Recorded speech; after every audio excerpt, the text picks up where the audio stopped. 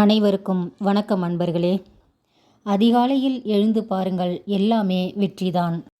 நாம் பிரம்ம முகூர்த்தத்தில் எழுவதால், அதாவது அதிகாலையில் எழுவதால் என்னென்ன நன்மைகள் ஏற்படுகிறது என்பதை பற்றி பார்ப்போம் வாங்க.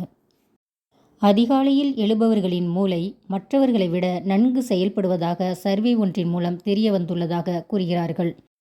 உங்களின் காலை பழக்க வழக்கங்கள்தான் நீங்கள் நாள் முழுவதும் எப்படி இருக்கப் போகிறீர்கள் என்பதை தீர்மானிக்கிறது. அதிகாலை என்றதும் பலரும் எப்படி எழுவது என்றுதான் யோசிப்பார்கள். ஆனால் அதிகாலையில் 4:30 5 மணிக்குள் எழ வேண்டுமானால் நீங்கள் இரவில் 10 மணிக்குள் உறங்க செல்ல வேண்டும்.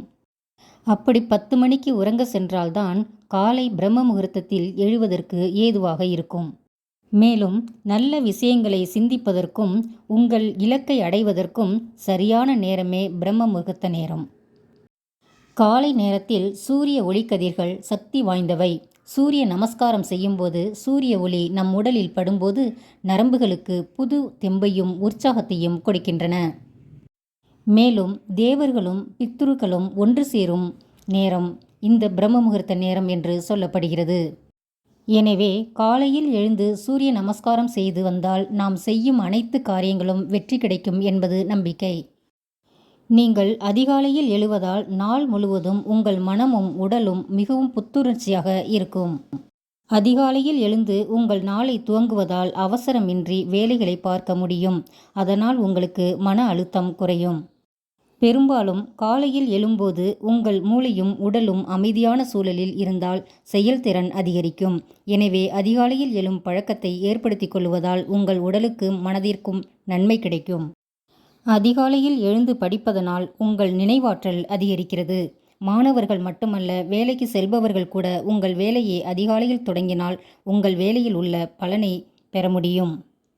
அதிகாலையில் எழும் பழக்கம் உங்களுக்கு இரவில் நல்ல உறக்கத்தை தரவல்லது.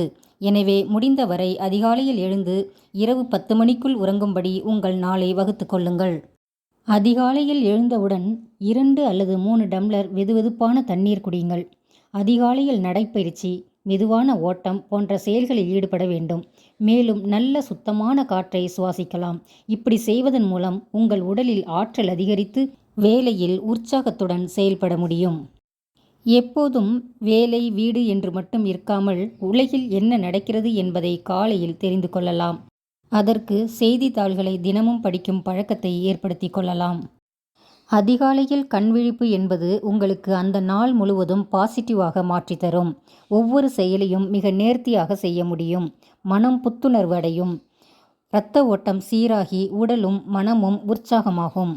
அதிகாலையில் எழ முயன்றுதான் பாருங்களேன். அன்றைய தினம் மட்டுமல்லாமல் வாழ்க்கையில் எல்லாமே உங்களுக்கு வெற்றியை தேடித்தரும். அதிகாலையில் கண் விழிப்பதால் அன்றைய தினம் செய்ய வேண்டிய எல்லா செயல்களும் இனிதே நிறைவேறும். நேரத்தோடும் பரபரப்பு இல்லாமலும் அமைதியான முறையில் எல்லா வேலைகளையும் செய்யலாம்.